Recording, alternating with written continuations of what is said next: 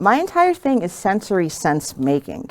So I'm a flavor cosmologist. Essentially, cosmology is finding out about the universe, yourself, physics, metaphysics, a little spiritual science.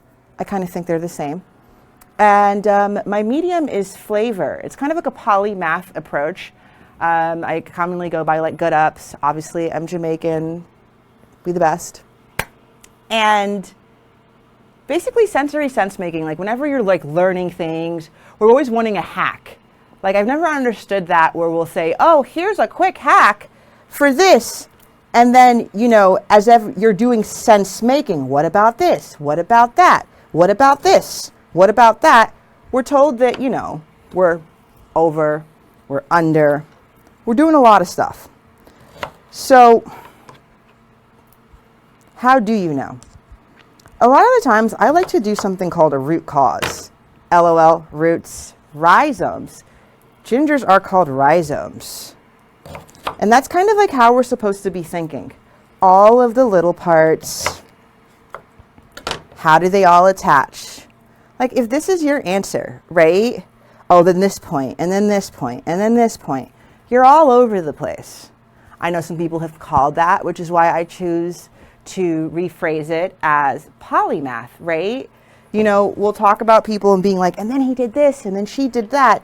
But how did they get there? I promise you it wasn't saying something like, oh yeah, spend 4,000 hours doing this, and then you're going to get it, as if the 4,000th hour, it just clicks. You kind of have to start seeing things in patterns, which is like the polymath thing, and getting creative with it. And I invite you on this journey to be a polymath in training, and essentially, or good ups. So what gives me the authority to do this other than being a formally gifted kid? Firstborn daughter at that, cite that, is basically I looked around the world and you keep on seeing the same patterns. And human beings are, well, we're patterns. But the rhythm, how do you reset the rhythm and know that it's not in cacophony, that resonance? You have to go back to the roots. And I kept on seeing all around the world, everything was just so beautifully layered and intertwined. You sat down and you ate, you nyammed, you drank some tea, and you did it at your yard, or your bazaar, or your market.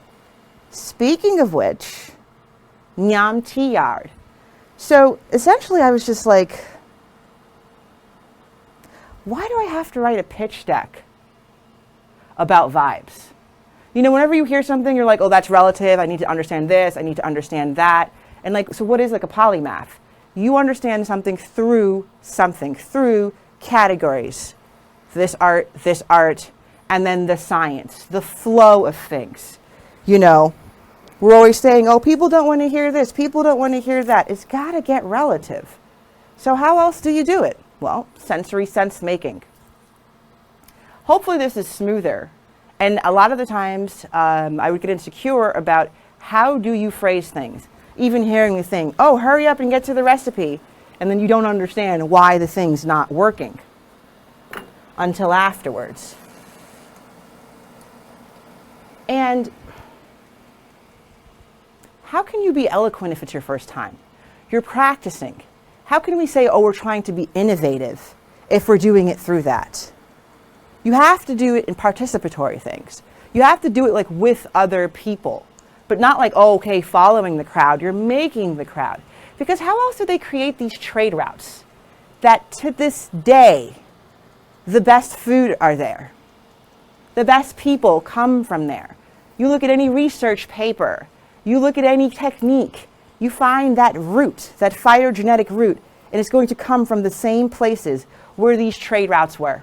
Even if the people got removed from there and brought somewhere, like I'm Jamaican, we are quite literally from around the yard. And I just see so many brilliant Jamaicans or opportunities, or people who are Desi, you know, Western Asian, Northern African, and then you realize none of these regions are real. That we kind of found flows and kept things moving.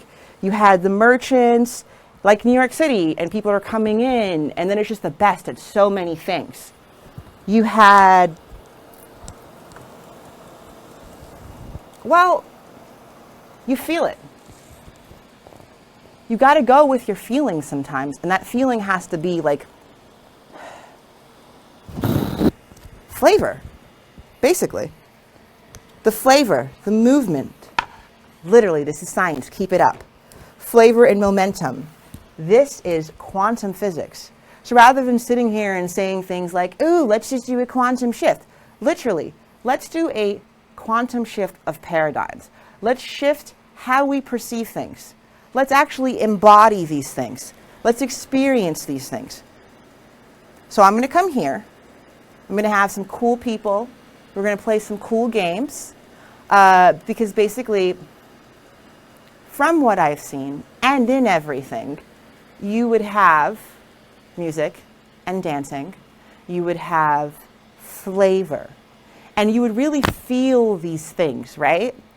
And today, throughout this season, my experiment is going to be called Pumpkin Spice Around the Yard.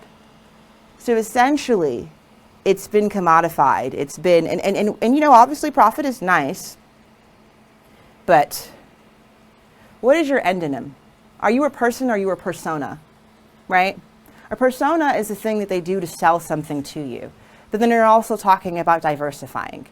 Do these things not need to eventually get back into the same category? Do they not need to be reflective of each other in some way? White chocolate, dark chocolate, right? You know, you have one of these is ginger, you don't know which one, and then you have the actual ginger. You have the future, you've got the past, but it's not a binary. So I had the pleasure of going to Kenya right at the beginning of the pandemic, well, December 2020. And there I learned this beautiful concept called Zamani, in that the past is not the past. How do you know anything? You're reflecting upon something that you know. Red and blue are purple. We call it royal. Magenta. They said the quantum color is something that's like brown or whatever. But Zamani is the past, the future, the here, the fabric of space and time. It's a concept that's thousands of years old that was already ingrained in our language. So I'm trying to learn Mandarin. Not going to do it right now because my accent's not the best, but we're getting there. And basically, when you start to see some of these concepts and see how certain things are ingrained, like, oh, can I go do this? And then there's 3 words for can. And you're like, oh, there's probably less miscommunication that way as opposed to here, right? So why don't I stop being a hypocrite before I end this little segment and bring on my guest, because things will be a lot smoother when you're bouncing off of something, right? Which is one of the things with this little spice that I'm working with. Plato, is it Plato or was it Socrates? There's 2 of my favorite quotes.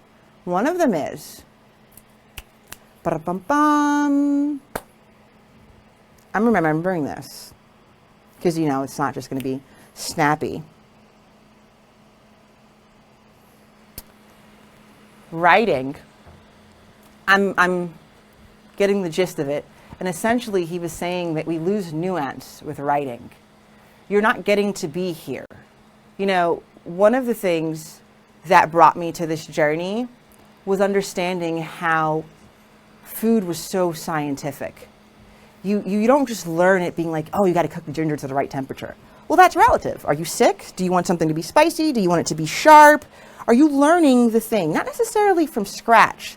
That Zamani and Sasha, it's the present, whoop, born for this. Are you embodying it? Are you having the emerging conditions? Are you enacting these things and these flavors? Do you know because you saw me do this because it looks like this? So what I have over here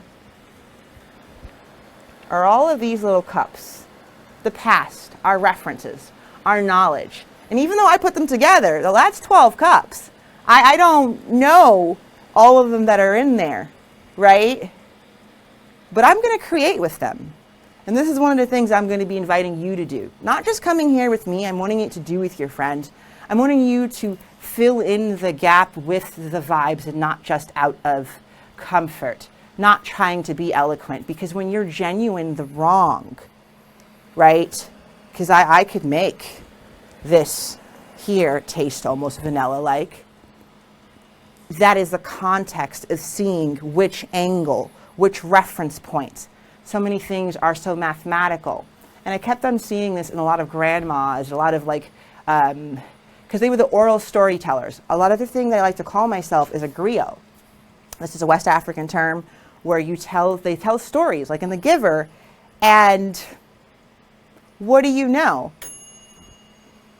It's time.